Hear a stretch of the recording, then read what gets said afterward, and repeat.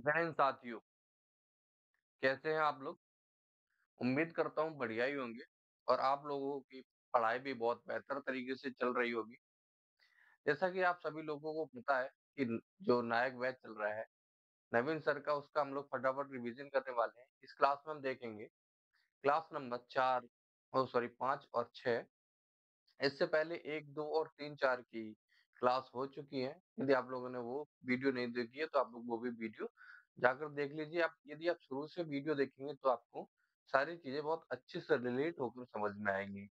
Class शुरू करने से पहले आप लोगों से एक छोटी-सी रिक्वेस्ट है, यदि आप हमारे चैनल पर नए हैं तो चैनल को सब्सक्राइब कर लें, साथ-साथ बेल आइकन को भी दबा लें, जिससे आने वाली नेक्स्ट वीडियो का नोटिफिकेशन आप लोगों को मिलता रहे। क्लास शुरू करने से पहले आप लोगों के लिए एक सूचना है, वो भी बता देते हैं। सूचना ये कि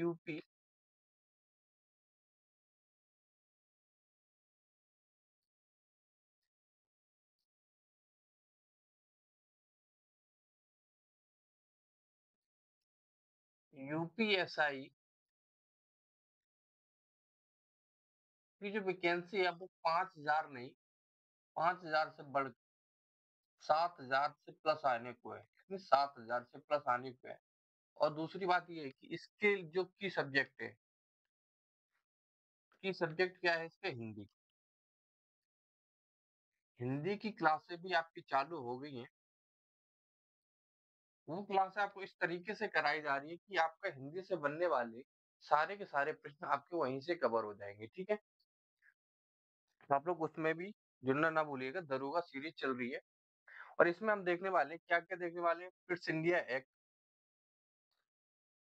1784, charter act 1813, charter act 1833, charter act 1858 और देखने वाले हैं भारत शासन अधिनियम 1858 और भारत परिषद अधिनियम 1909। ये चीजें इसमें कवर करेंगे। बात करते हैं फिट्स इंडिया एक्ट 1784 की। यह कौन सा एक्ट है कि इस एक्ट की कुछ महत्वपूर्ण विशेषताएं रही होंगी। सबसे पहले तो आप सभी लोगों को पता है कि जो ये फिट्स इंडिया एक्ट आया था, यह किस एक्ट के बाद आया था? तो आप सभी लोगों को पता है कि जो 1781 में एक सेटलमेंट अधिनियम आया था, उसके बाद में इसको लाया गया था। इसकी जो चीजें थी वो क्या थी? यह एक ब्रिटिश पीएम विल, विलियम पिट्स द्वारा तैयार किया गया था और ये किन-किन दो जब वो 1784 के समय जो ब्रिटिश की सरकार थी वो 2 सरकारों से मिलकर बनी थी। वो कौन-कौन सी थी? वो नॉर्थ का शासन और फॉक्स 2 शासन थे, 2 शासक थे। उन दोनों की शासन मिलकर इन्होंने एक मिली-जुली सरकार बनाई थी। इन्हीं के हिसाब से इस एक्ट को तैयार किया गया था। क्या इस एक्ट को तैयार किया गया था और इस एक्ट में क्या कहा गया था? यह फॉक्स विल में संशोधन करके इसको तैयार किया गया था। क्या इसको जो फिट्स इंडिया एक्ट है आपका 1784, इसे फॉक्स एड जो फॉक्स बिल था उसमें संशोधन, उसमें अमेंडमेंट करके इसको तैयार किया गया था। और इसमें जो खास बात क्या थी, उसमें खास बात ये थी, जो ईस्ट इंडिया कंपनी थी, जो आपकी ईस्ट इंडिया कंपनी थी, इसके जो व्यापारिक मामले थे और राजनीतिक मामले थे, क्या व्यापारिक मामले और राजनीतिक मामलों को अलग अलग कर दिया गया था? क्या अलग अलग कर दिया गया था? आप सभी लोगों को पता होगा कि जो ईस्ट इंडिया कंपनी थी, इसकी बोर्ड ऑफ डायरेक्टर्स के मेंबर कितने थे? तो वो थे 24। कितने? 24 मेंबर्स थे। अब उनको व्यापारिक और राजनीतिक या पॉलिटिकल्स मामले में से अलग अलग कर दिया गया इस एक्ट के तहत। उसके बाद में 1784 एक्ट से कंपनी के व्यापारिक और राजनीतिक मामलों को अलग अलग कर दिया गया था। जो व्यापारिक मामले थे, बोर्ड ऑफ डायरेक्टर्स थे, जिनके 24 मेंबर हुआ करते थे, उसे निदेशक मंडल कहा गया। और जो दूसरा राजनीतिक कार्यों के लिए बोर्ड ऑफ काउंसिल बनाई गई थी, जिसे हम नियंत्रण बोर्ड कहते थे। क्या?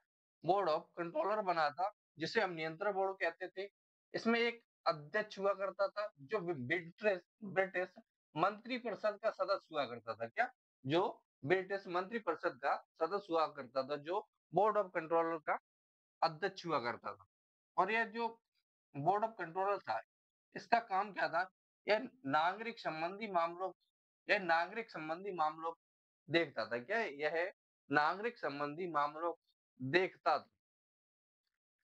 अगर वही बात करें इसमें मेंबर्स की, तो इसमें कुल कितने मेंबर्स थे? तो इसमें कुल 6 मेंबर्स थे, और जिसमें आपका एक अध्यक्ष हुआ करता था। और ये दोनों थे, ये जनरल गवर्नर जनरल के अधीन थे। क्या ये दोनों गवर्नर जनरल के अधीन थे? और गवर्नर जनरल को बोर्ड ऑफ कंट्रोल की अनुमति के बिना न तो गवर्नर जनरल किसी राजा से संघर्ष कर सकता था, युद्ध कर सकता था, और ना ही उससे किसी भी प्रकार का आश्वासन या फिर संधि कर सकता था। इस बिल में कहा गया था कि जो गवर्नर जनरल होगा, वो board of council board of controller की अनुमति के बिना, जब तक बोर्ड ऑफ कंट्रोलर से सहमति नहीं मिल जाएगी कि आप इस राजा से युद्ध करो या फिर इस राजा से किसी प्रकार की संधि करो, इस चीज की अनुमति नहीं मिल जाएगी, तब तक गवर्नर जनरल यह कदम नहीं उठा सकता था। इस नियम में, इस एक्ट में यह साफ कर दिया गया था। वही बात करते हैं भारत का कंपनी द्वारा अर्जित क्षेत्र। जब ब्रिटिश अधिकारियों ने भारत के कुछ भूभाग पर कब्जा कर लिया था, उसका आधिपत्य साबित कर लिया था वहां पर, तो उसका जो भाग था, अब उसे ब्रिटिश भारत, क्या उससे पहले तो वो एक नॉर्मल भारत की जगह थी, हाँ, लेकिन अब उसका नाम क्या कर दिया गया था? उसको अब ब्रिटिश भारत के नाम से बुलाया जाने लगा था, जिसमें ब्रिटिश आधिपत्य हो चुका था। क्या जिस पर ब्रिटिश आधिपत्य हो चुका था, अब उसको ब्रिटिश भारत के नाम से बुलाया जाने लगा। ठीक है, इस एक्ट के तहत उसके बाद में यह एक पहला यह एक पहला डॉक्यूमेंट था जिसमें ब्रिटिश गवर्नर थी, उसको ईस्ट इंडिया कंपनी से कुछ कुछ भाग को सीधा क्राउन के, जो ब्रिटिश के राजा थे, उनके अधीन भेज दिया गया था। ये पहला दस्तावेज था जिसमें ईस्ट इंडिया कंपनी की शक्तियों को दबोचा गया था, मतलब कम किया गया था। ठीक है, अगर बात करें गवर्नर जनरल की परिषद में अब 3 सदस्य होंगे। एक और महत्वपूर्ण कि जो गवर्नर जनरल होगा, उसकी जो काउंसिल थी, उसमें पहले कितने सदस्य हुआ करते थे? पहले 4 सदस्य हुआ करते थे, लेकिन अब इसमें से घटाकर एक सदस्य कम कर दिया गया। तो कितने होंगे? अब 3 होंगे। और यही अन्य प्रांतीय गवर्नर परिषद के प्रोविंस के जो गवर्नर थे, उनके साथ भी यही किया गया। उनके भी जो पहले 4 गवर्नर हुआ करते थे, लेकिन एक बाद में घटाकर कम कर दिए गए। वो कितने कर दिए गए? वो कर दिए गए 3। ठीक है, और उसके बाद एक और आया था, गवर्नर जनरल प्रांतीय सरकारों की विफलता पर उन्हें बर्खास्त कर सकता है। गवर्नर जनरल को एक शक्ति दी गई थी, वो क्या क्या शक्ति थी? कि जो प्रांतीय गवर्नर हुआ करते थे, उनको वह चुन भी सकता था या फिर बर्खास्त भी कर सकता था, उनकी कमियों के तहत। क्या उनकी कमियों के तहत उनको बर्खास्त भी कर सकता था। और इसमें जो गवर्नर जनरल हुआ करते थे, वो कितने थे? गवर्नर जनरल प्लस 3 सदस्य में से कोई एक कमांडर इन चीफ बनेगा। जो बोर्ड ऑफ कंट्रोलर होंगे, इनमें से कोई एक सदस्य होगा जो आपका कमांडर इन चीफ, मतलब कि सेना के सारे अधिकारियों का मेन अधिकारी बनाया जाएगा। और उसके बाद में आता है आपका अगला एक्ट, 1786 का एक्ट। क्या 1786 का एक्ट जो बहुत ही महत्वपूर्ण है, कि गवर्नर जनरल विशेष परिस्थितियों में, क्या जो गवर्नर जनरल है, वो विशेष परिस्थितियों में अपनी परिषद का निर्णय निरस्त कर सकता है। जैसे जैसे किसी को उसको लगा कि यहाँ पर यह काम सही से नहीं हो रहा है, हमें इसके लिए कोई दूसरा नियम लागू किया जाना चाहिए, तो उस परिस्थिति में वह उस नियम को निरस्त भी कर सकता है, लागू भी कर सकता है। यह शक्ति किसको मिल गई थी? अब गवर्नर जनरल को एक शक्ति मिल गई थी। और दूसरी शक्ति यहाँ पर यह मिली थी कि कमांडर इन चीफ, पहले जो कंट्रोलर काउंसिल कंट्रोलर थी, उसका एक जो हेड सदस्य था, उसको कमांडर इन चीफ बनाया गया था। लेकिन बाद में इसमें संशोधन करके कमांडर इन चीफ किसे कर दिया गया? वो कर दिया गया था आपको गवर्नर जनरल को। किसको? गवर्नर जनरल को कमांडर इन चीफ बना दिया गया था। इससे इससे क्या साबित होता है? इससे क्या मालूम पड़ता है कि जो 1786 का एक्ट आया था, 1786 का एक्ट आया था, उससे जो गवर्नर जनरल था उसको उसको एक वीटो पावर मिल गया था। उसको अपनी स्वेच्छा अनुसार मत करने का अधिकार मिल गया था। स्वेच्छा अनुसार कोई भी बिल पास करने का अधिकार मिल गया था। किससे? Charter act. किससे? चार्टर एक्ट 1786 के तहत। अब बात करते हैं, एक और इम्पोर्टेंट एक्ट है, वो कौन सा? 1793 का चार्टर एक्ट। 1793 बहुत ही महत्वपूर्ण एक्ट है। इसमें कुछ एक दो संशोधन हुए थे जो एग्जाम में बहुत पूछे जाते हैं।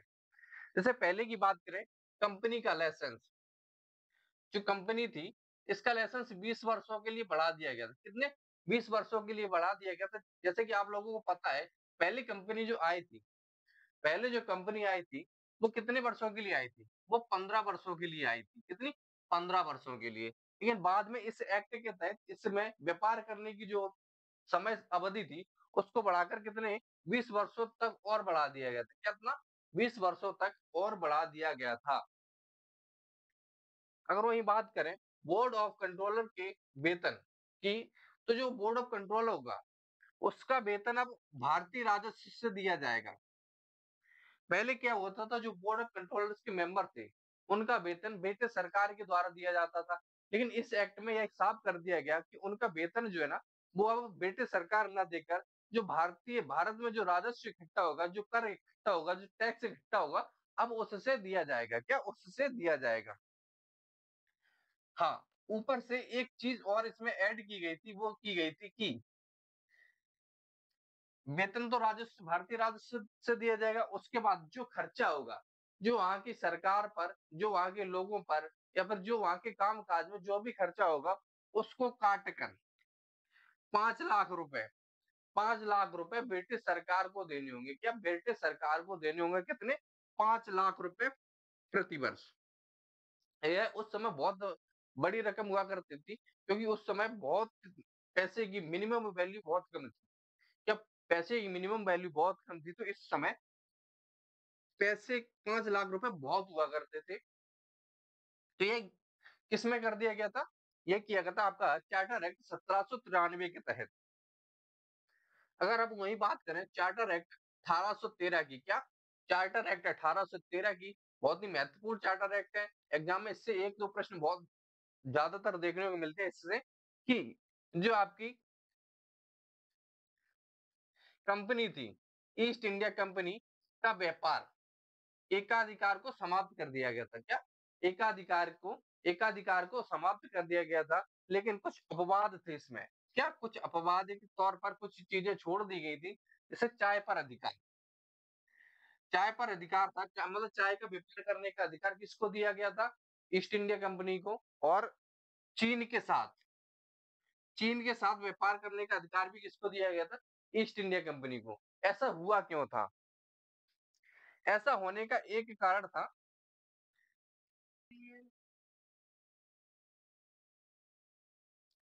ऐसा होने का एक कारण था, वो था फ्रांस देश। क्या था? फ्रांस देश।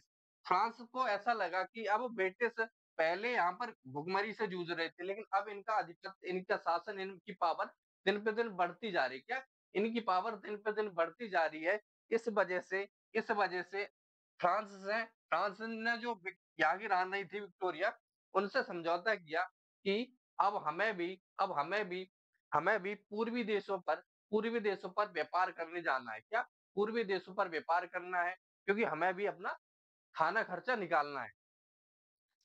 तो इस वजह से जो ये ब्रिटिश की रानी थी, इन्होंने फिर इनको भी कहा कि ठीक है, तुम भी, जो वहां का फ्रांस का एक राजा था, नेपोलियन बोनापार्ट, नेपोलियन बोनापार्ट एक बहुत ही महत्वपूर्ण शासक रहा है फ्रांस का। जैसे कि अभी आपको एक प्रश्न पूछा जाए कि भारत का नेपोलियन किसे कहा जाता है, भारत का नेपोलियन किसे कहा जाता है, तो आप सभी लोगों को पता होगा कि भारत का नेपोलियन समुद्रगुप्त को कहा जाता है। समुद्रगुप्त को भारत का नेपोलियन इसी वजह से कहा जाता है क्योंकि समुद्रगुप्त ने अपने पूरे शासन काल में एक भी युद्ध नहीं हारा था। क्या? एक भी युद्ध नहीं हारा था। इसी वजह से ऐसा ही एक शासक था फ्रांस का, नेपोलियन बोनापार्ट, इसने भी अपने अपने जीवन काल में एक भी युद्ध नहीं हारा था, इसीलिए समुद्रगुप्त को भारत का नेपोलियन कहा जाता था। यहाँ तक बात सबको क्लियर हुई? यह इसका शासनकाल कब से कब तक रहा? इसका शासनकाल था 1769 से लेकर 1821 तक, और इसने एक संधि स्थापित की ब्रिटिश सरकार के तहत, महाद्वीपीय व्यवस्था। क्या? महाद्वीपीय व्यवस्था की अब हम भी अन्य महाद्वीपों में जाकर व्यापार व्यापार करेंगे, उसमें हमें आपकी रोक टोक की जरूरत नहीं है। ठीक है, इस वजह से। ठीक है, ये चीज क्लियर हुई?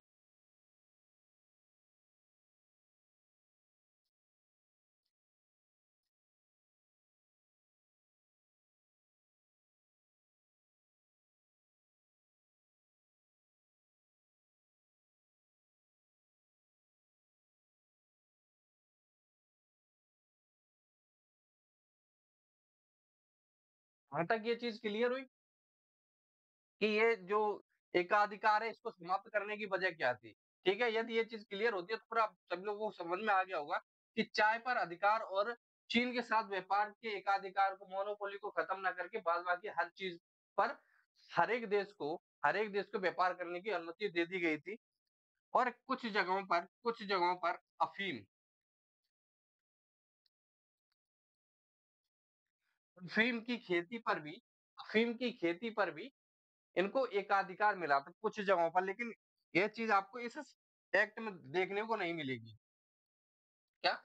यह चीज आपको इस एक्ट में देखने को नहीं मिलेगी, लेकिन यदि कभी एग्जाम में रिलेट करके पूछ लिया जाए तो आप लोग इस चीज का भी जवाब दे पाए, इसलिए आप लोगों को बता दिया। अब बात करते हैं बहुत ही महत्वपूर्ण एक्ट 1813 का, चार्टर एक्ट 1813 बहुत ही महत्वपूर्ण है। इसमें बहुत सारे बदलाव हुए थे। क्या? इसमें बहुत सारे बदलाव आपको देखने को मिलेंगे और एग्जाम की दृष्टि से बहुत ही महत्वपूर्ण है। क्या? एग्जाम की दृष्टि से भी बहुत ही महत्वपूर्ण ये बनता है। तो सबसे पहले बात करते हैं इस एक्ट का जो पहला उद्देश्य क्या था। ईसाई मिशनरियों को भारत में धर्म प्रचार के लिए भेजा गया।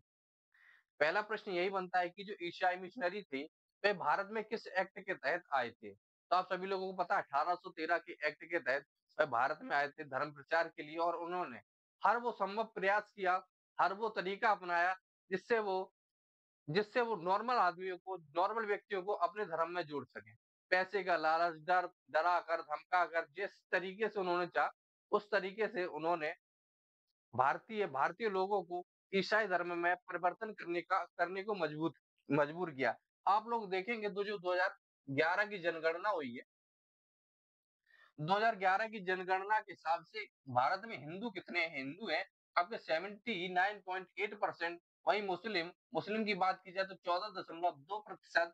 वहीं अगर बात की जाए अल्पसंख्यक में, तो अल्पसंख्यक में मुस्लिम के बाद ईसाई आते हैं, ना कि जैन आते हैं। जबकि जैन जैन धर्म की शुरुआत भी भारत से हुई।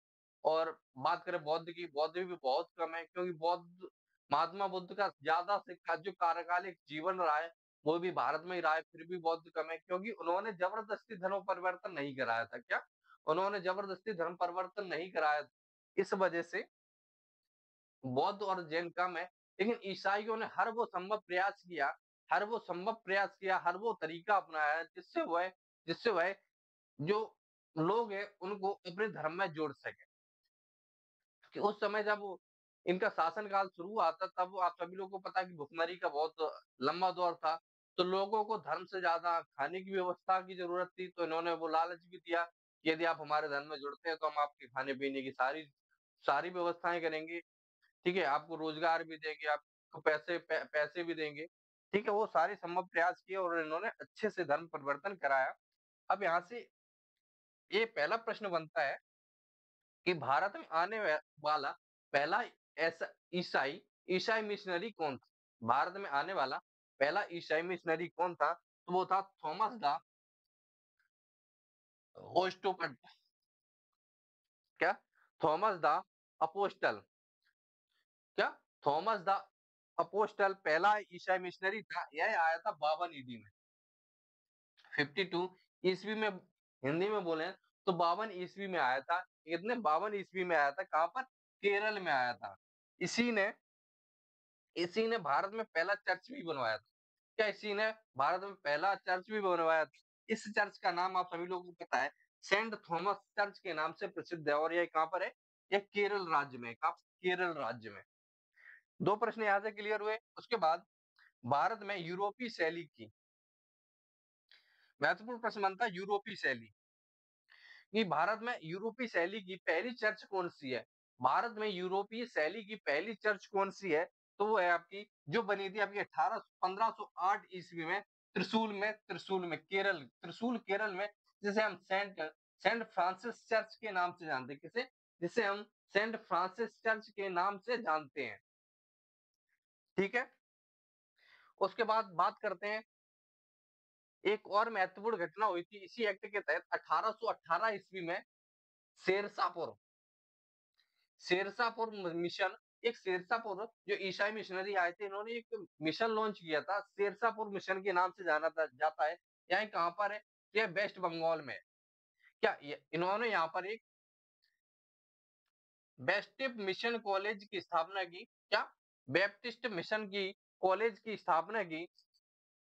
और ये जो मिशन था, यह आपका कब से कब तक चला? ये 1800 लेकर 1845 तक चला। और इसके जो मुख्य विपक्ष थे, इसके जो मुख्य बिशप थे, बिशप किन्हें कहते हैं? जैसे अपने अपने हिंदू समाज में जो मुख्य पुजारी होता है, जो किसी भी मंदिर, बड़े मंदिर का मुख्य पुजारी होता है, वैसे ही ईसाइयों में जो मुख्य होता है, जो सबसे बड़ा होता है, फादर्स के बाद फादर्स का भी फादर्स होता है, उन्हें हम क्या कहते हैं? उन्हें हम बिशप कहते हैं। वो कौन था? वो था कैरी। आपका कैरी, क्या नाम था उसका? कैरी। और अन्य दो पादरी हुआ करते थे, वो कौन कौन से थे? वो थे जोशुआ मार्समैन और विलियम विलियम बार्ड। क्या? और विलियम बार्ड। उसके बाद 1813 के एक्ट में एक और चीज, महत्वपूर्ण चीज हुई थी। वो हुई थी कि 1 लाख रुपए भारतीयों के ऊपर शिक्षा पर खर्च होंगे। क्या? भारतीय भारतीय व्यक्ति होंगे, उनके ऊपर शिक्षा पर 1 लाख रुपए खर्च करेगी कौन? ब्रिटिश सरकार। महत्वपूर्ण अधिनियम था, महत्वपूर्ण एक्ट था इसमें, जो भारतीयों के लिए कुछ करने की बात की गई थी। किस एक्ट के तहत? 1813 के एक्ट में। उसके बाद आता है एक महत्वपूर्ण एक्ट, चार्टर एक्ट 1833। क्या? चार्टर एक्ट 1833, जो बहुत ही महत्वपूर्ण है। एग्जाम में प्रश्न बनते हैं यहाँ से। क्या क्या प्रश्न बनने वाले हैं? तो पहली चीज आपसे यहाँ से पूछ सकता है कि जो बंगाल का गवर्नर जनरल था, बंगाल का गवर्नर जनरल था, अब वह भारत रत्न का गवर्नर जनरल बन गया था। महत्वपूर्ण प्रश्न बना यहाँ से कि भारत का पहला गवर्नर जनरल कौन था? भारत का पहला गवर्नर जनरल कौन था? महत्वपूर्ण प्रश्न बना। वो कौन था? वो था आपका विलियम बेंटिंग। कौन था? विलियम बेंटिंग भारत का पहला गवर्नर जनरल था। अगर पूछा जाए कि भारत का पहला गवर्नर जनरल कौन था, भारत का भारत का पहला गवर्नर जनरल कौन था? तो वो कौन था? William Bentinck. और जो बंगाल का गवर्नर जनरल बना था, बंगाल का पहला गवर्नर जनरल कौन बना था? इसका जवाब आपको कमेंट में देना है, क्योंकि यह चीज हम इससे पहले वाली क्लास में डिस्कस कर चुके हैं। क्या? यह चीज इससे पहली वाली क्लास में डिस्कस कर चुके हैं बहुत अच्छे तरीके से। यदि आपको नहीं पता तो आप लोग वो क्लास भी देख सकते हैं, और कमेंट करके बता सकते हैं कि आपको क्लास कैसी लग रही है। और वीडियो यदि आपको क्लास अच्छी लग रही है तो आप हमारे चैनल को सब्सक्राइब कर लीजिए, ऐसे जुड़े रहिए। आप लोगों ने बहुत अच्छा प्यार दिया इससे पहले वाली वीडियो में, ऐसे ही अपना प्यार बनाए रखिए, तो जल्दी कुछ बेहतर करेंगे एजुकेशन के सेक्टर में। ठीक है, चलिए फिर आगे बढ़ते हैं। क्या? वो कौन सा बना था? वो बना था विलियम बेंटिंग। और गवर्नर जनरल, एक चीज और इसमें हुई थी, गवर्नर जनरल और उसकी उसकी परिषद परिषद पूरे भारत के लिए विधि बनाएगी। क्या? पहले क्या था? पहले सिर्फ यह बंगाल, जो जो अलग अलग प्रेसिडेंसी थी, वो अलग अलग कानून बनाती थी, और हर के सबके पास एक अलग अपने अपने नियम थे, वो अपने कोई भी कानून बना सकता था।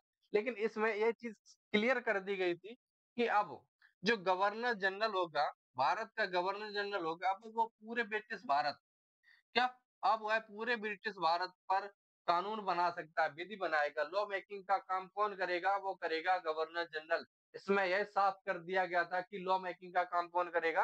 वो करेगा गवर्नर जनरल। जो प्रांतीय गवर्नर थे, पहले विधि बनाने की शक्ति उनके पास भी थी। प्रांतीय गवर्नर कौन थे? प्रांतीय गवर्नर कौन थे?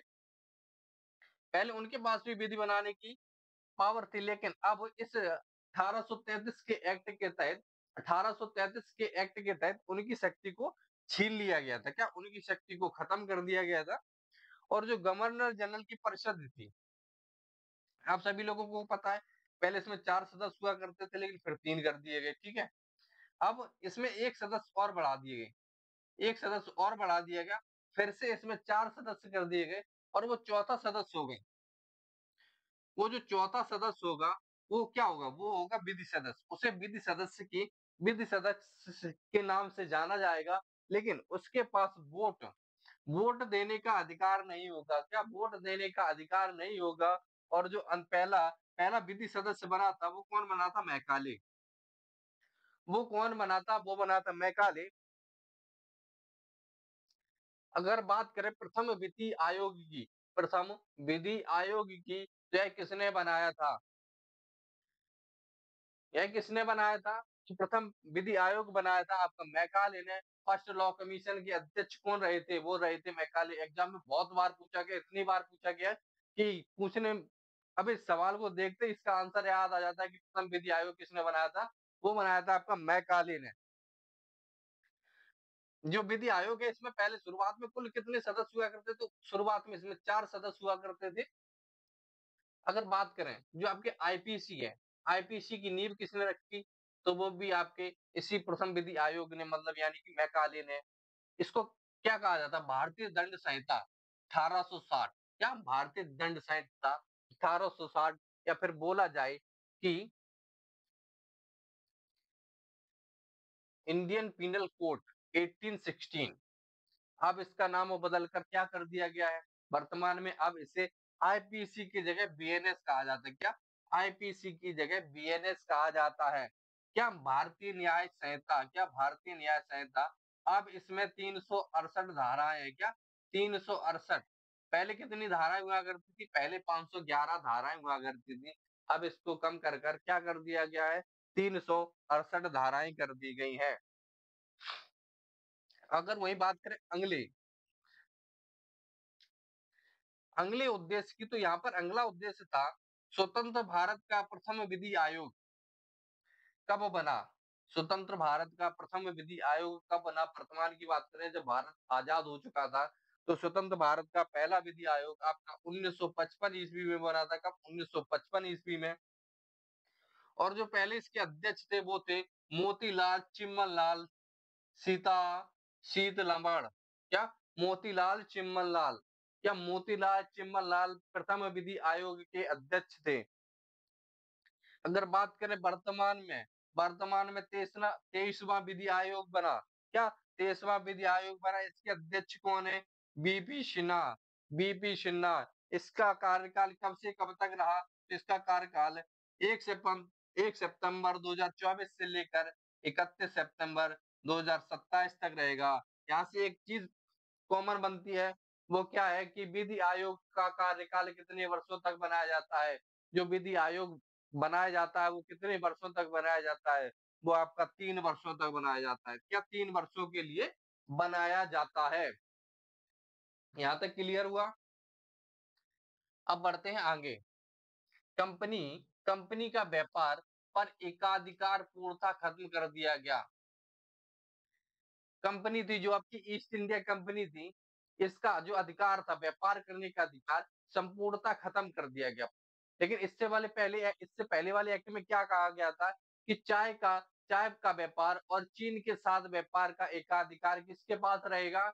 वो केवल ईस्ट इंडिया कंपनी के पास रहेगा।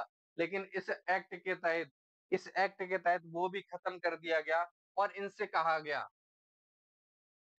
कि जो बोर्ड ऑफ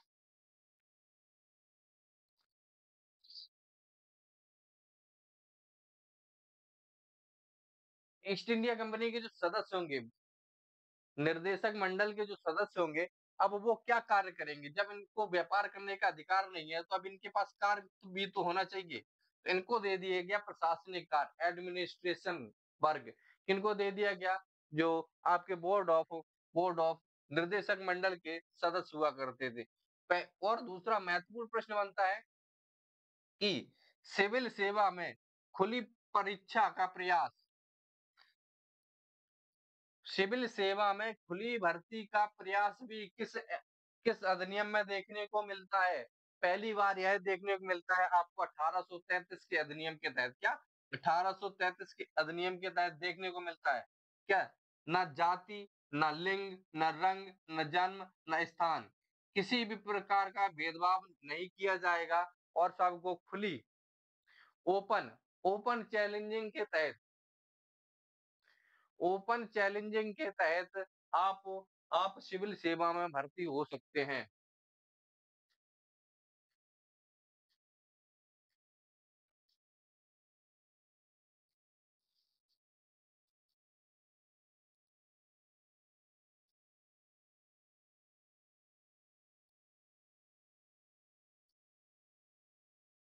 हाँ, आप भर्ती हो सकते हैं, लेकिन यह कंपनी में इसमें जब जो कंपनी के सदस्य थे, उन्होंने ऑब्जेक्शन उठाया कि अब भारतीय हमारे साथ बैठेंगे, भारतीय हमारे साथ बोलचाल करेंगे, बातचीत करेंगे, हमारे साथ मत मत देंगे, हमारे साथ सामान्य व्यवहार होगा। तो वहां पर एक छुआछूत शुद्धता की भावना आई। जहाँ शुद्धता की भावना आई, इस वजह से इसको यहाँ पर लागू नहीं कर पाए और इसको निरस्त कर दिया गया। उसके बाद एक महत्वपूर्ण कार्य होता है कि दास प्रथा का उन्मूलन। दास प्रथा का उन्मूलन भी 1833 के एक्ट के तहत किया गया था। किसने किया था? तो एलन बरो। जो एलन बरो शासक थे 1843 ईस्वी में, इन्होंने इसको अवैध घोषित इलीगल घोषित करके इसको संपूर्ण रूप से दास प्रथा को खत्म कर दिया गया था। महत्वपूर्ण, बंगाल में दास निर्यात पर रोक कब लगी थी? तो बंगाल जो था, वहां पर रोक लगी थी आपकी 1789 ईस्वी में। क्या 1789 ईस्वी में दास जो दास थे, उनके निर्यात पर, उनकी खरीदारी बेचदारी पर संपूर्ण तरीके से रोक लगा दी गई थी। उसके बाद आपका आता है चार्टर एक्ट 1853, अंतिम चार्टर अधिनियम। यहाँ से आपको एक चीज देखने को मिल रही होगी, अंतिम चार्टर अधिनियम। एक्ट तो इसके बाद भी आए, 1858 का आया, 1909 का आया, 1919 का आया, 1935 का आया, 1947 का आया। लेकिन यहाँ पर ये चीज क्यों लिखी गई, चार्टर अधिनियम, अंतिम चार्टर अधिनियम? क्योंकि चार्टर अधिनियम, चार्टर का मतलब क्या था? पहले हम यहाँ से इस चीज को समझने की कोशिश करेंगे कि चार्टर चार्टर क्या था। चार्टर था वो जो किसी राजा के द्वारा राजपत्र पर लिखा हुआ आदेश। चार्टर कहते थे किसी राजा के द्वारा राजपत्र पर लिखा हुआ आदेश। लेकिन यहाँ पर क्या था, यहाँ पर जो कंपनी को आदेश दिए गए थे वो थे। लेकिन इस अधिनियम के बाद फिर एक विद्रोह होता है, 1857 की क्रांति। अब सभी लोगों को पता होगा, मंगल पांडे ने शुरुआत की थी, गोलियां बरसाई, कारतूसों की वजह से बहुत लंबा युद्ध चला। और 1858 में जो ईस्ट इंडिया का शासन था, इस इंडिया का शासन था, उसको संपूर्ण रूप से खत्म कर दिया गया था। और शासन किसके अधीन चला गया? शासन चला गया था आपका क्राउन के अधीन, मतलब सीधे राजा के अंतर्गत शासन चला गया था। इस वजह से यहाँ से चार्टर एक्ट खत्म कर दिए गए थे और आया था आपका भारत भारत भारत परिषद अधिनियम। क्या भारत परिषद अधिनियम? मतलब भारत में शासन करने वाले। अब जो भारत अंतिम चार्टर एक्ट था आपका 1853 का, उसका पहला पहला उद्देश्य क्या रहा कि गवर्नर जनरल की परिषद में 6 अतिरिक्त सदस्य और जोड़ जाएंगे। पहले कितने सदस्य हुआ करते थे? आप सभी लोगों को पता है इसका क्रम क्या था। पहले 4 हुआ करते थे, फिर 3 हुए, फिर एक विधि सदस्य जोड़ा गया, फिर 4 हो गए। अब इनके बाद में इनके बाद में 6 सदस्य और जोड़ दिए गए। क्या? अब 6 सदस्य और जोड़ दिए गए और 2 अन्य सदस्य भी और जोड़े गए, जिससे आपकी 12 सदस्य, कुल कितने सदस्य हो गए? 12 सदस्य। और इन्हीं 12 सदस्यों को, केंद्रीय विधान परिषद का नाम दिया गया। क्या? केंद्रीय विधान परिषद का नाम दिया गया। और इनका जो कार्य था, वो विधायी और कार्यकारिणी कार्य है को अलग कर दिया गया। मतलब कार्यकारिणी कार्य और विधायी कार्यों को इसी के द्वारा अलग कर दिया गया। जो अभी हमें राज्य सरकार और केंद्र सरकार के बीच जो कार्यों का बंटवारा, कार्यों का विकेंद्रीकरण देखने को मिलता है, उसकी शुरुआत कहाँ से हुई? तो उसकी शुरुआत आपकी यहाँ से हुई। और एक महत्वपूर्ण फैक्ट यहाँ से ये है कि जो सिविल सेवकों की जो 1833 में सिविल सेवकों की जो खुली भर्ती के लिए प्रस्ताव आया था और उसको उसको कैंसिल कर दिया गया था, उसको रद्द कर दिया गया था। लेकिन 1853 के अधिनियम के तहत प्रतियोगिता के आधार पर लागू कर दिया गया। क्या? प्रतियोगिता के आधार पर लागू कर दिया गया। महत्वपूर्ण प्रश्न बनेगा कि सिविल सेवा की शुरुआत किस अधिनियम से हुई? तो आपकी सिर्फ उसको बोल सकते हैं कि ये पहली बार उद्देशित किया गया था या लाया गया था, वो किया गया था 1853 के तहत। और इसकी जो पहली बार शुरुआत हुई थी, जो लागू हुआ था, वो हुआ था आपका 1853 के तहत। क्या? 1853 के तहत ये चीज क्लियर हुई। और बोर्ड ऑफ डायरेक्टर के सदस्यों की संख्या घटाकर 18 कर दी गई। पहले कितने हुआ करते थे? पहले आप सभी लोगों को पता है 24 हुआ करते थे। निर्देशक मंडल में कुल कितने सदस्य हुआ करते थे? तो वो हुआ करते थे आपके 24। अब इनको घटाकर कितना कर दिया गया? 18 कर दिया गया।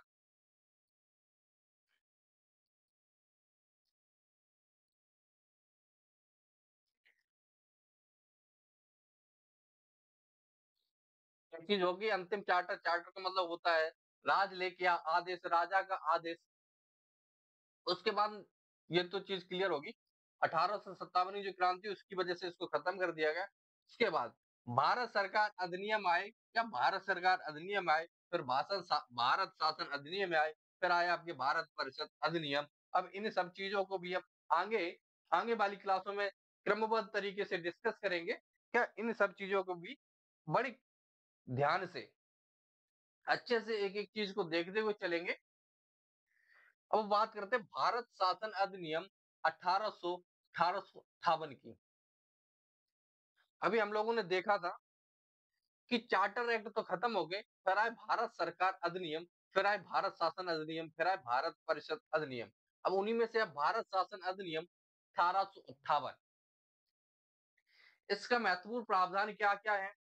सबसे पहले बात करते हैं कि ये चार्टर एक्ट यहाँ पर खत्म क्यों हुए? क्योंकि 1857 की जो क्रांति हुई थी, उसमें उसमें क्या हुआ कि ब्रिटिश के जो राजा थे, ब्रिटिश की जो महारानी थी विक्टोरिया, उन्हें ये चीज समझ में आ गई कि वहां के जो गवर्नर हैं, उन्होंने इस चीज का अनुमान ही नहीं लगा पाया कि वहां की जनता या वहां के जो छोटे मोटे राजा हैं, वो मिलकर इतना बड़ा युद्ध भी कर सकते हैं। तो यहाँ पर ईस्ट इंडिया कंपनी की विफलता के कारण, क्या? ईस्ट इंडिया की विफलता का कारण देते हुए वहां पर ईस्ट इंडिया का शासन खत्म कर दिया गया था। और यहाँ से शासन शुरू होता है आपका ब्रिटिश क्राउन का शासन, जिसे हम ब्रिटिश क्राउन के शासन के नाम से जानते हैं। आप सभी लोगों को पता है कि जो भारत में शासन, संविधान के विकास के तहत शासन दो भागों में बांटा गया है। पहला, ईस्ट इंडिया कंपनी का शासन। दूसरा, क्राउन का शासन। तो ये जो 1853 का अधिनियम था, यहाँ तक आपका चला था 18 ईस्ट इंडिया कंपनी का शासन। लेकिन जो आपका 1858 से 1900 स्वतंत्र भारत स्वतंत्रता अधिनियम 1947, यहाँ तक किसका शासन रहेगा? यहाँ तक शासन रहेगा क्राउन का। क्या? क्राउन का। कंपनी का शासन समाप्त करके ब्रिटिश ताज का शासन लागू किया गया था। किस? 1858 के तहत। जब ब्रिटिश क्राउन का शासन लागू हो गया, ब्रिटिश क्राउन का शासन लागू हो गया, तो उसको काम करने के लिए, जो वो शासन लागू किसी सरकार के अंतर्गत हुआ, तो उसके लिए एक कमेटी बनाई गई, जिसे होम होम गवर्नेंस, गृह सरकार का नाम दिया गया। क्या? होम गवर्नेंस यानी गृह सरकार का नाम दिया गया। इसके क्या कार्य हुए थे कि भारत सचिव, इसके तहत भारत सचिव का पद बनाया गया। इस भारत सचिव पद पर जो भी व्यक्ति नियुक्त होगा, उसके लिए कुछ शर्तें थी। क्या? वह कैबिनेट मंत्री होना चाहिए। कैबिनेट मंत्री कहां पर? ब्रिटिश सरकार के तहत। ब्रिटिश सरकार में, मतलब कि ब्रिटेन में वह कैबिनेट मंत्री होना चाहिए। पहली शर्त यह थी।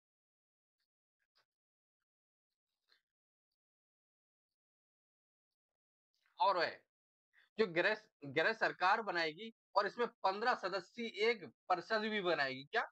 15 सदस्यों को मिलाकर एक परिषद बनाई गई, जो इस पर काम करेगी।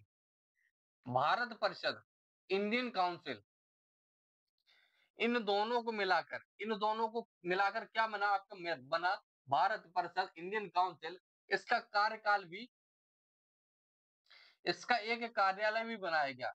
क्या? इसका एक कार्यालय, या फिर बोला जाए ऑफिस भी बनाया गया। और महत्वपूर्ण प्रश्न यहां से ये बनेगा कि पहले भारत सचिव कौन थे? पहले भारत सचिव कौन थे और दूसरे भारत सचिव कौन थे? तो पहले की बात करें तो वो है एडवर्ड एडवर्ड स्टैनली। क्या? Edward Stanley. और दूसरे हैं चार्ल्स वुड। क्या? दूसरे हैं आपके चार्ल्स वुड। दोनों एग्जाम में पूछे हुए हैं। क्या? दोनों एग्जाम में पूछे हुए हैं। उसके बाद आपका एक फैक्ट बनता है यहाँ से, कि जो होम गवर्नेंस, मतलब इंडियन काउंसिल थी, इसके जो सदस्य थे, इसके जो 15 मेंबर्स थे, इनका वेतन कहाँ से आएगा? क्या इनका वेतन कहाँ से आएगा? तो इनका जो वेतन दिया जाता था, वो दिया जाता था भारत से, भारतीय राजस्व से इनका वेतन दिया जाता था। लेकिन ये काम किसका करते थे? ये काम करते थे आप ब्रिटिश सरकार का। लेकिन जब 1919 का एक्ट आया, क्या 1919 का एक्ट आया, तो इसमें इसमें इस चीज का बहुत विरोध हुआ। इस चीज का विरोध हुआ, तो फिर इनकी जो तनख्वाह थी इनकी जो तनख्वाह थी वो समाप्त कर देगी। क्या? वो समाप्त कर देगी। अब इनको सैलरी कहाँ से मिलेगी? तो इनको सैलरी मिलेगी ब्रिटिश सरकार से। पहले कहाँ से मिलती थी? पहले मिलती थी भारत राजस्व से। लेकिन 1935 के अधिनियम के तहत भारत परिषद को खत्म कर दिया गया, और 1947 में आपका जो भारत सचिव का पद बनाया गया था, उसको भी अंतिम रूप से समाप्त कर दिया गया। क्या? अंतिम रूप से समाप्त कर दिया गया। बात कर लेते हैं भारत के गवर्नर जनरल। भारत का गवर्नर जनरल अब क्या हो गया था? वायसराय हो गया था। क्या? भारत का वायसराय हो गया था। अगर बात करें भारत के अंतिम अंतिम गवर्नर जनरल की, तो वो कौन था? वो था केनिन। और भारत का पहला वायसराय कौन बना था? वो भी बना था केनिन। क्या? केनिन। अगर पूछा जाए कि केनिन का कार्यकाल कितना था, तो केनिन का जो कार्यकाल था, वो था 1856 से लेकर 1862 ईस्वी तक। इसी वजह से भारत भारत का अंतिम गवर्नर जनरल भी कौन बना था? वो भी केनिन बना था। और पहला गवर्नर वायसराय भी कौन बनाया गया? वो बनाया गया था आपका, किसको बनाया गया था? तो वो बनाया गया था कैनिंग को। अगर बात करें, महत्वपूर्ण डेट है, एग्जाम में कई बार पूछी गई, कि 1 नवंबर 1858 को कैनिंग ने महारानी विक्टोरिया की घोषणा पत्र को पढ़ा था। किसके? महारानी विक्टोरिया, जो उस समय ब्रिटिश की पीएम थी। उस ब्रिटिश ब्रिटिश सरकार की जो महारानी थी, उनका घोषणा पत्र पढ़ा गया था। यहाँ से दो चीजें महत्वपूर्ण बनती है, एग्जाम में पूछी भी गई है, कि जो घोषणा पत्र पढ़ा गया था, ये कहाँ पर पढ़ा गया? तो प्रयागराज में। कहाँ पर? मिंटो पार्क में। किस नदी के किनारे है? एग्जाम में पूछा गया कि जो मिंटो पार्क है, वह किस नदी के किनारे है? तो यह यमुना नदी के किनारे। किसके? यमुना नदी के किनारे है। जो महारानी विक्टोरिया का घोषणा पत्र था, उसे भारतीय जनता का मैग्ना कार्टा कहा गया है। भारतीय जनता का मैग्ना कार्टा क्यों कहा गया है? कि इस घोषणा पत्र में कुछ महत्वपूर्ण घोषणाएं की गई थी, जो भारतीय जनता को बहुत ही लुभावनी लगी थी। क्या? बहुत ही लुभावनी लगी थी। इस वजह से इसको भारतीय जनता का मैग्ना कार्टा कहा गया। कौन कौन से प्रावधान थे? वो थे आर्थिक समानता, कि आप लोगों को रोजगार दिया जाएगा, आप लोगों को कमाने के नए नए साधन दिए जाएंगे, आप लोगों की गरीबी को दूर किया जाएगा। अगला था राजनीतिक स्वतंत्रता, आपको पॉलिटिकल फ्रीडम दिया जाएगा, आप राजनीति में भाग ले सकते हैं। लेकिन ऐसा कुछ हुआ नहीं, बस कहने को था, जिससे कि भारत की जनता ना भड़के, और आपको सांस्कृतिक कल्चर, मतलब कल्चरल इक्वलिटी भी दी जाएगी, सांस्कृतिक समानता भी दी जाएगी इसी प्रावधान के तहत। बढ़ते आगे, अपना अगला है भारत परिषद अधिनियम 1861। क्या? भारत परिषद अधिनियम 1861 बहुत ही महत्वपूर्ण है, कई बार एग्जाम में पूछा भी गया है यहाँ से सवाल। तो क्या है कि भारतीयों का शासन में सहयोग बढ़ाया जाएगा, कि जो भारतीय लोग होंगे, जो भारतीय व्यक्ति होंगे, वह ब्रिटिश शासन के अंतर्गत उनका उनका सहयोग बढ़ाया जाएगा, उनका सहयोग बढ़ाया जाएगा। तो इनका सहयोग कैसे बढ़ेगा, इस चीज के बारे में बताया गया था। जो वायसराय प्लस 5 सदस्यों के द्वारा बनी हुई एक कार्यकारिणी समिति थी। क्या? कार्यकारिणी समिति थी, जिसमें 6 तो ये सरकारी सदस्य हुआ करते थे, एक वायसराय और 5 अन्य सदस्य। इसी में वायसराय, यदि वायसराय चाहे चाहे चाहे तो 6 से 12 अतिरिक्त सदस्यों को जोड़ सकता है। क्या? 6 से 12 अतिरिक्त सदस्यों को जोड़ सकता है। और जो यह अतिरिक्त सदस्य जुड़ेंगे, इसमें से आधे आधे भारतीय होंगे। क्या? इसमें से आधे कैसे होंगे? भारतीय होंगे। जैसे वायसराय ने 6 सदस्यों को जोड़ा, तो 6 में से 3 भारतीय होंगे। क्या? 6 में से 3 भारतीय सदस्यों को जोड़ा जाएगा। कितने? 3 भारतीय सदस्यों को जोड़ा जाएगा। और यहाँ पर एक बात की गई थी कि ये जो अतिरिक्त सदस्य होंगे, ये विधि बनाने में सहायता करेंगे। क्या? विधि, कानून बनाने में सहायता करने वाले होंगे। कैसे? कानून बनाने में सहायता करने वाले होंगे। और इनका जो कार्यकाल होगा, अतिरिक्त सदस्य होंगे, इनका कार्यकाल 2 वर्षों तक का होगा। कितने? 2 वर्षों का होगा इनका कार्यकाल। कितने वर्षों का होगा? 2 वर्षों का होगा। अगर वहीं बात करें गैर, लेकिन यह ऑफिशियल सदस्य नहीं होंगे। क्या? यह ऑफिशियल सदस्य नहीं कहे कहे जाएंगे, यह प्राइवेट तौर पर, सिंपल सी भाषा में कहें, गैर सरकारी नॉन ऑफिशियल्स मेंबर होंगे। कितने? नॉन ऑफिशियल्स मेंबर होंगे, जो अतिरिक्त सदस्य के अंतर्गत आएंगे। अब बात करते हैं कि यहाँ पर जो गैर सरकारी सदस्यों के रूप में 3 भारतीयों को जोड़ा गया था, वो 3 भारतीय कौन थे? पहले थे आपके पटियाला के महाराजा, बनारस के राजा और सर दिनकर राव। पटियाला के महाराजा कौन थे? नरेंद्र सिंह। और जो बनारस के राजा थे वो कौन थे? वो थे ईश्वरी प्रसाद नारायण। यदि बात करें पटियाला के महाराजा की, पटियाला के महाराजा का एक वाकया बहुत ही फेमस है, ज्यादातर लोगों ने सुना भी होगा, कि इन्होंने अपने जीवन काल में रॉयल कार मंगाने के लिए गए। तो वहां के जो ओनर्स थे, रॉयल्स कार्स के ओनर्स थे, उन्होंने इनको रॉयल्स कार देने से मना कर दिया। कहा कि भारत एक गरीब देश है, वह हमारी कारें अफोर्ड नहीं कर सकता। क्या? वह हमारी कारें अफोर्ड नहीं कर सकता, ले नहीं सकता। तो इन्होंने इन्होंने 20 से 25 रॉयल्स कार्स मंगाकर पटियाला की रोडों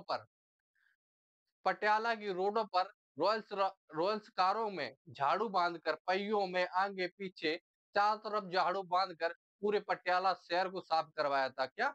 इतनी बुरी बेइज्जती की थी रॉयल्स की। तो ये इनका बहुत ही महत्वपूर्ण चर्चित वाक्य है, आप लोगों ने जरूर सुना होगा। अब बात करते हैं वायसराय। एक और इसमें एक प्रावधान आया था, वो था वायसराय को अध्यादेश जारी करने की शक्ति दी गई थी। क्या? वायसराय को अध्यादेश जारी करने की शक्ति दी गई थी। आपको बताना है वर्तमान में अध्यादेश जारी कौन कर सकता है? वर्तमान में अध्यादेश जारी कौन कर सकता है? तो आप सभी को पता है, जब संसद कार्यरत नहीं होती है, तो अध्यादेश जारी कौन करता है? तो राष्ट्रपति, प्रेसिडेंट अध्यादेश जारी करता है। प्रेसिडेंट द्वारा अध्यादेश जारी किए हुए अध्यादेश का कार्यकाल, मतलब समय कितना होता है, अंतिम समय कितना होता है? तो वो होता है 6 माह, 6 माह plus 6 week, 6 month plus 6 week, यही सही जवाब रहने वाला है। लेकिन यदि आप 6 माह, केवल 6 माह बोलते हैं तो आपका जवाब गलत हो जाएगा, क्योंकि अंतिम समय तक 6 माह होता है और उसके बाद जब संसद लगती है, संसद चालू हो जाती है, संसद खुल जाती है, तब वो 6 वीक्स के अंतर्गत उसको दोबारा से रिन्यू करना पड़ता है। उसको दोबारा से रिन्यू करना पड़ता है। और दूसरी बात ये कही गई थी कि जब जो भी अध्यादेश जारी किया जाएगा, जो भी वायसराय अध्यादेश जारी करेगा, उसमें परिषद की सहमति की कोई जरूरत नहीं होगी। क्या? परिषद की सहमति की कोई जरूरत नहीं होगी। वह अपने मन से, अपने विचार से अध्यादेश जारी कर सकता है। और उसके बाद प्रांतीय नियंत्रण, जो प्रांतीय नियंत्रण था, अब वह किसके अधीन आ गया था? वो भी वायसराय के अधीन आ गया था। और जब वायसराय के अधीन आ गया प्रांतीय नियंत्रण, तो इसमें कुछ बदलाव भी करने की शक्ति मिली। वो क्या-क्या थे? वो थे नए प्रांत का गठन, कि प्रांत वायसराय अपने इच्छा के अनुसार, अपने विवेकानुसार नए प्रांतों का गठन कर सकता है। वहीं सीमाओं में परिवर्तन, प्रांत की सीमाओं में परिवर्तन भी कर सकता है, प्रांत की सीमाओं में परिवर्तन भी कर सकता है। प्रशासकों को नियुक्त भी कर सकता है। क्या? प्रशासकों को नियुक्त भी कर सकता है। यहाँ से आपको भी एक प्रश्न बनता है कि वर्तमान में जो ये 2 पॉइंट हैं आपके, नए प्रांत का गठन, नए प्रांत का गठन और प्रांतों की सीमाओं में परिवर्तन, ये भारतीय संविधान के किस भाग में है? किस भाग में? तो आप सभी को पता है, भाग एक अपना यही है, भाग एक अपना यही है, भारत एवं उसका राज्य क्षेत्र। क्या? भारत एवं उसका राज्य क्षेत्र, इसके अनुच्छेद कितने हैं? इसमें आपके एक से लेकर 4 तक अनुच्छेद हैं। जिसमें आपका आपका अनुच्छेद 2, आर्टिकल 2 और 1 और 2, इनमें इन दोनों चीजों की बात की गई है। क्या? इनमें इन दोनों चीजों की बात की गई है। वही बात करते हैं, प्रांतों को विधि बनाने की शक्ति दे दी गई। क्या? पहले क्या था? पहले जो जितनी भी शक्तियां थी, वो गवर्नर जनरल के पास हुआ करती थी। जो भी लॉ मेकिंग का काम था, वो गवर्नर जनरल के पास था। और लॉ बनाने के लिए एक विधि आयोग भी बनाया गया था, जिसके अध्यक्ष मैकाले थे। लेकिन प्रांतों के पास ऐसी कोई शक्ति नहीं थी, प्रांतों के पास ऐसी कोई शक्ति नहीं थी कि वो अपने अपने प्रांत के अनुसार कोई रूल बना सके, कोई लॉ बना सके, कोई नियम बना सके। लेकिन इस इस अधिनियम के तहत यह साफ कर दिया गया था कि प्रांतों को भी अपनी अपने लिए, अपने अनुसार से नियम बनाने की शक्ति दे दी गई थी। अब उस समय प्रांत कौन से थे? तो मद्रास बॉम्बे और मद्रास, ये 2 प्रांत थे, और बंगाल। अब यहाँ से एक चीज की शुरुआत होती है, वो क्या है कि जैसे वर्तमान समय में केंद्र सरकार के पास लॉ बनाने की शक्ति अपनी अलग है, राज्य सरकार के पास लॉ बनाने की शक्ति अपनी अलग है। ऐसे विकेंद्र मतलब शक्तियों का बंटवारा, पावर ऑफ सेपरेशन, शक्तियों का बंटवारा यहाँ से देखने को मिलता है कि शक्तियों का विकेंद्रीकरण कहाँ से शुरू हुआ? तो वो भी आप इसी इसी अधिनियम से शुरू होता है। क्या? इसी अधिनियम से शुरू होता है। प्रांतों में विधान परिषद की स्थापना, महत्वपूर्ण प्रश्न बनेगा। प्रदा- प्रांतों में प्रांतों में विधान परिषद की स्थापना। पहला प्रश्न यहाँ से यही बनता है कि भारत में कुल कितने राज्यों में विधान परिषद है? यदि वर्तमान की बात करें तो वर्तमान में कुल कुल 6 राज्यों में विधान परिषद है। आप लोगों को कमेंट करके बताना है कि वो कौन-कौन से 6 राज्य हैं जिनमें विधान परिषद है। हाँ, अगर बात करें कि पहला वह कौन-सा राज्य है जहाँ पर विधान परिषद बनाई गई थी, तो सबसे पहले 1862 ईस्वी में बंगाल में विधान परिषद का गठन किया गया था। लेकिन जब भारत आजाद हुआ तो बहुत से राज्यों की विधान परिषदें खत्म हो गई। ठीक है? और उसके बाद पोर्टफोलियो प्रणाली की शुरुआत की गई। पोर्टफोलियो प्रणाली की शुरुआत कब हुई? तो वो भी इसी अधिनियम के तहत हुई। किसने की? तो वो भी कैनिंग ने की थी। किसने? कैनिंग ने की थी। और जो ये पोर्टफोलियो प्रणाली थी, इसके अंतर्गत कुछ मंत्रालय बनाए गए, जैसे गृह मंत्रालय हो गया, वित्त मंत्रालय हो गया, राजस्व, कानूनी, सैन्य मंत्रालय हो गया, और इसी में आपका एक और मंत्रालय जोड़ा गया, वो था पीडब्ल्यूडी मंत्रालय, कार्यकारी मंत्रालय, जो कब बना? वो बना आपका 1874 ईस्वी में। कब? 1874 ईस्वी में। अब बात करते हैं भारत परिषद अधिनियम 1892 की। महत्वपूर्ण महत्वपूर्ण परिषद अधिनियम है। कई बार इससे यहाँ से डायरेक्ट प्रश्न बनते हैं एग्जाम में। तो क्या क्या प्रश्न बनते हैं? पहला प्रश्न यही बनता है, डफरिन डफरिन योजना पर आधारित डफरिन योजना पर आधारित अधिनियम कौन सा है? तो आप सभी लोगों को पता होना चाहिए, डफरिन डफरिन डफरिन योजना पर आधारित जो अधिनियम है वो है आपका भारत परिषद अधिनियम 1892। अगर बात करें विधान परिषद केंद्र एवं प्रांत में सीटों की संख्या में वृद्धि कर दी गई। क्या? सीटों की संख्या में वृद्धि कर दी गई। वो पहले 10 हुआ करती थी, लेकिन कितनी कर दी गई? 16। 10 से बढ़ाकर 16 कर दी गई। वहीं प्रथम बार निर्वाचन, पहली बार चुनाव कब हुए थे? प्रत्यक्ष रूप से। कितने? प्रत्यक्ष रूप से। गैर सरकारी सदस्य, इसमें गैर सरकारी सदस्य मनोनयन, क्या मनोनयन नॉमिनेशन कर सकते थे? किसके लिए? नगर पालिका के लिए और विधान विधि बनाने के लिए। अगर बात करें दूसरी चीज, बजट पर बहस, प्रश्न पूछने की शक्ति, बजट पर बहस और प्रश्न पूछने की शक्ति नहीं दी गई थी, लेकिन हाँ, प्रश्न पूछने की शक्ति दी गई थी, लेकिन उसके कुछ शर्तें लगाई गई थी। वो क्या थी कि आपको पहले 6 दिन पहले बताना होगा कि आप विधान आप आप यहाँ पर कोई बजट पर प्रश्न पूछने वाले हैं, तो वो प्रश्न यह है, उसकी पहले आपको 6 दिन पहले सूचना देनी होगी। कितनी? 6 दिन पहले सूचना देनी होगी। और दूसरी दूसरी चीज यह है कि यहाँ पर कि यह जरूरी नहीं है कि उसका जवाब आपको दिया जाए। प्रश्न पूछ सकते हैं, लेकिन यह कतई जरूरी नहीं है कि आपको उस चीज का जवाब दिया जाए। ठीक है। अब बात करते हैं बहुत ही महत्वपूर्ण अधिनियम, भारत परिषद अधिनियम 1909। क्या? 1909 भारत परिषद अधिनियम बहुत ही महत्वपूर्ण है। यहाँ से डायरेक्ट प्रश्न बनते हैं। सबसे महत्वपूर्ण अधिनियम बन जाता है आपका 1909 का, 1919 का, 1935 का और 1947 का। यहाँ से सीधे सीधे प्रश्न पूछे जाते हैं। पहला प्रश्न यहाँ से यही बनता है कि इस अधिनियम को किस अन्य नाम से जानते हैं? तो इस अधिनियम को किस अन्य नाम से जानते हैं? तो इसे हम मार्लियामेंटो सुधार के नाम से भी जानते हैं। क्या? इस अधिनियम को हम मार्लियामेंटो सुधार के नाम से भी जानते हैं।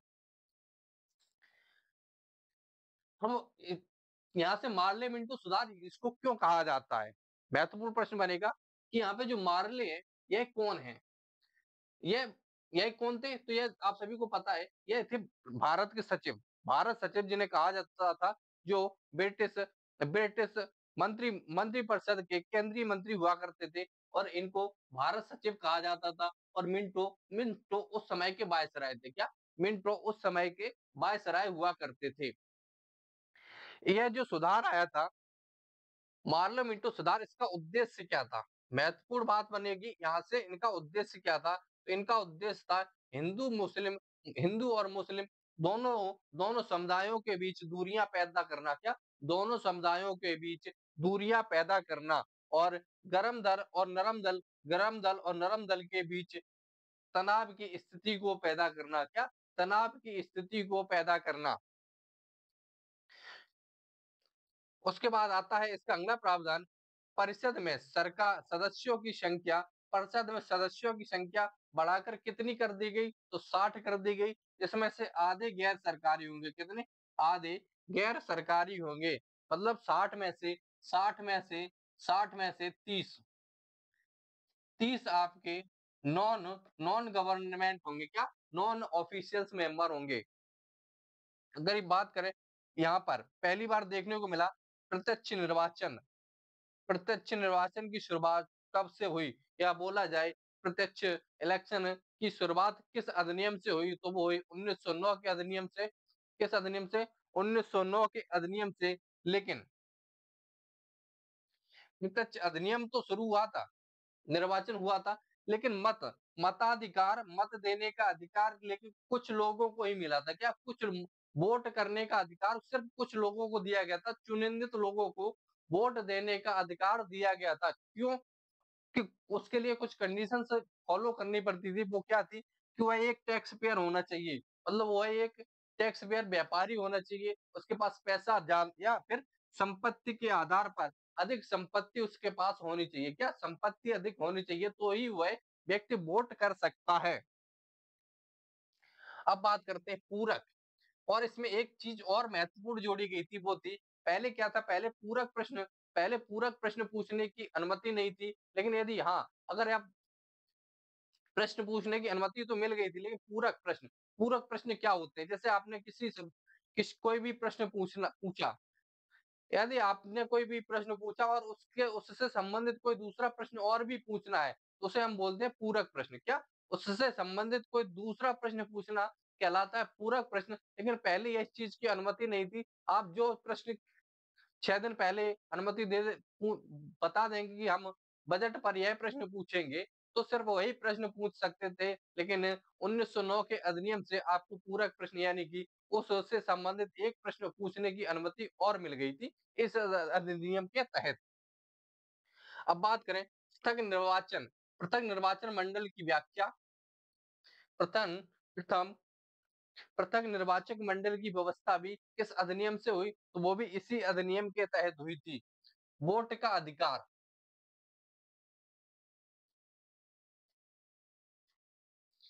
अभी क्या है, अभी वर्तमान समय में क्या है, जैसे कुछ राज्य जब चुनाव होते हैं तो कहीं पे कुछ सीटें आरक्षित की जाती हैं कि यहाँ पर सिर्फ जनरल कैटेगरी के सदस्य लड़ सकते हैं या ओबीसी के लड़ सकते हैं या फिर एससी एसटी के लड़ सकते हैं। और लेकिन वोट देने का अधिकार सबके पास होगा। क्या? वोट देने का अधिकार सबके पास होगा।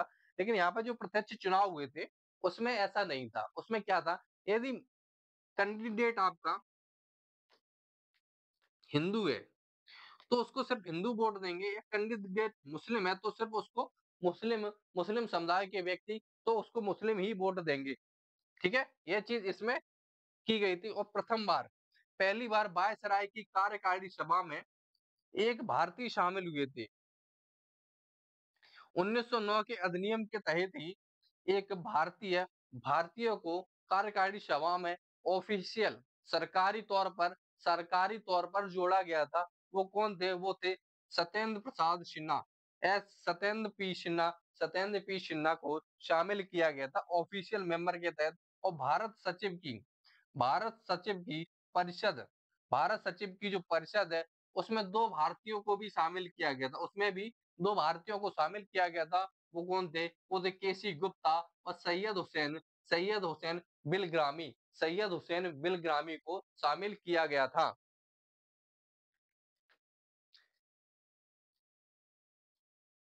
तो ये था आपका अंतिम इस क्लास का 1909 का पार्लियामेंट सुधार या फिर भारत शासन अधिनियम।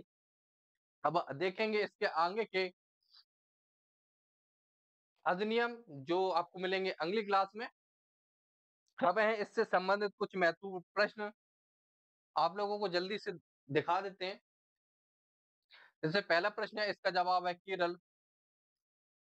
भारत का पहला ईसाई मिशनरी कौन था? तो थॉमस द अपोस्टल। निम्नलिखित में से कौन सा सेरापुरम मिशन से संबंधित है? तो आपका सही जवाब होगा option number C 1 2 3।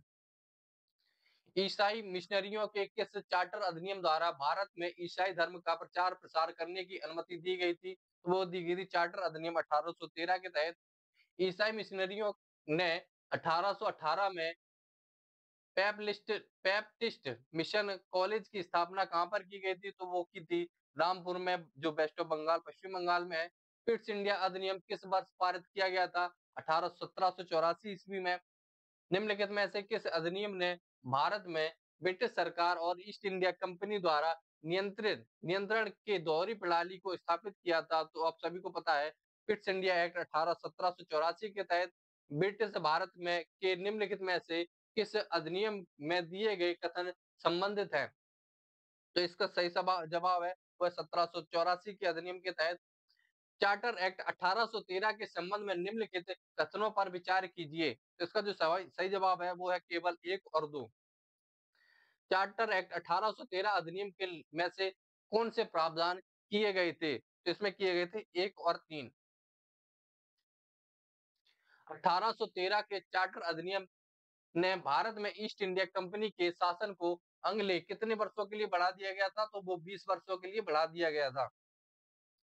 Charter act 1813 के संदर्भ में क्या सही नहीं है? तो वो है आपका इस एक्ट ने चाय का व्यापार सहित नहीं, यहाँ पर सहित सहित का मतलब चाय के व्यापार पर भी रोक लगा दी गई थी। ये रहित होना चाहिए था, तो रहित हो जाता तो ये सही हो जाता, लेकिन यही हमारा गलत होगा। 1833 के चार्टर एक्ट ने 1833 के चार्टर एक्ट ने किस गवर्नर को, बेंटिंग को बंगाल के गवर्नर से बंगाल भारत का गवर्नर जनरल बना दिया गया था। चार्टर अधिनियम 1833 की मुख्य विशेषताएं क्या थी? तो यह सभी उपयुक्त सभी ब्रिटिश भारत में 1833 के चार्टर अधिनियम के तहत निम्नलिखित में से किस देश के साथ व्यापार पर ईस्ट इंडिया कंपनी का एकाधिकार समाप्त कर दिया गया था? तो वो चीन के साथ। निम्नलिखित में से चार्टर अधिनियमों में से किसने बंगाल के गवर्नर जनरल का पद नाम बदलकर गवर्नर जनरल और भारत के गवर्नर जनरल में परिवर्तित कर दिया था? तो 1833 के अधिनियम के तहत। भारत में दास प्रथा 1843 में खत्म कर दी गई। डैश ने पहली बार गवर्नर जनरल की परिषद के विधायी और कार्यकारी कार्यों को अलग किया था? तो 1853 के अधिनियम के तहत। भारत वर्ष में सीधे ब्रिटिश क्राउन के शासन में आया था, वो आया था 1858 के तहत। भारत सरकार अधिनियम 1858 के विषयों में निम्नलिखित में से कौन सा कथन गलत है? तो वो आपके 1 और 4 गलत है और 2 और 3 सही है। भारत सरकार अधिनियम 1858 से संबंधित निम्नलिखित में से कौन सा कथन सही है? तो केवल तीनों सही है। 1, 2, 3 तीनों सही है। 1 नवंबर 1858 को किसकी घोषणा हुई थी? तो आप सभी को पता, महारानी विक्टोरिया के घोषणा पत्र की घोषणा हुई थी। कहां पर? प्रयागराज प्रयागराज मिंटो पार्क में, जो यमुना नदी के किनारे है। भारत सरकार अधिनियम 1858 के बारे में निम्नलिखित में से कौन सा कथन सही नहीं है? तो वो है इसमें इसने भारत के राज्य सचिव की सहायता के लिए 5 सदस्यीय परिषद बनाई गई थी। 5 नहीं, वो 15 सदस्य थे। कितने? 15। ब्रिटिश संसद के निम्नलिखित में से किस अधिनियम में कहा गया है कि ब्रिटिश मंत्रिमंडल के एक सदस्य को भारत के लिए राज्य सचिव नियुक्त किया जाएगा? वो कहा गया था भारत सरकार अधिनियम 1858 में। निम्नलिखित में से किस अधिनियम ने भारत के गवर्नर जनरल को वायसराय का पद प्रदान किया था? तो भारत सरकार अधिनियम 1858। निम्नलिखित में से किसे भारतीय लोगों का मैग्ना कार्टा कहा जाता है? तो क्वीन विक्टोरिया की महारानी का जो घोषणा पत्र था। निम्नलिखित में से कौन सा कथन भारत के राज सचिव के विषय में सत्य है? तो केवल एक। भारत परिषद अधिनियम 1861 के अनुसार इस कानून के उद्देश्यों के लिए गवर्नर जनरल की परिषद को अतिरिक्त सदस्यों द्वारा मजबूत किया गया था, जो 6 से कम नहीं थे और संख्या में 12 से अधिक नहीं थे। तो वो कौन से थे? उनका जो कार्यकाल था वो था 2 वर्ष का। 1862 में निम्नलिखित में से किस भारतीय को तत्कालीन वायसराय कैनिंग ने अपनी विधान परिषद में नामित किया था? तो उपयुक्त सभी तीनों को किया था। पोर्टफोलियो प्रणाली किससे संबंधित है? तो कैनिंग से संबंधित है। भारतीय परिषद अधिनियम 1892 जो कि एक संशोधित अधिनियम था, जिसने केंद्रीय विधानसभा के सदस्यों को बढ़ाकर कितना कर दिया था? तो 10 से 16 कर दिया था। भारतीय परिषद अधिनियम 1909 माल्य मिंटो सुधार अधिनियम के तहत परिषद के सदस्यों की संख्या कितनी हो गई थी? तो 16 से 60। भारतीय परिषद अधिनियम 1909 से संबंधित कौन सा 1 और 2? ये अंतिम प्रश्न है, इसका जवाब आपको कमेंट में देना और आपका स्कोर कितना रहा जरूर कमेंट में बताइएगा। हाँ, यदि आपको इस क्लास की पीडीएफ चाहिए तो टेलीग्राम चैनल पर जुड़ सकते हैं। यदि आप लोग हमसे डायरेक्ट जुड़ना चाहते हैं तो उसके लिए आप इनके क्लासेस इंस्टाग्राम आईडी पर भी हैंडल पर भी जुड़ सकते हैं। मिलते हैं आपको अगली क्लास में, तब तक के लिए जय हिंद। क्लास कैसी लगी आपको कमेंट करके ज़रूर बताइएगा, हम आपके हर एक कमेंट का पर्सनली जवाब देंगे, ठीक है? और हाँ, एक चीज़ और यूपीएसआई यूपीएसआई जिन भी दोस्तों का, जिन भी साथियों का यूपीएसआई टारगेट है, उनके लिए जो की सब्जेक्ट है, क्योंकि सब्जेक्ट है आपका हिंदी,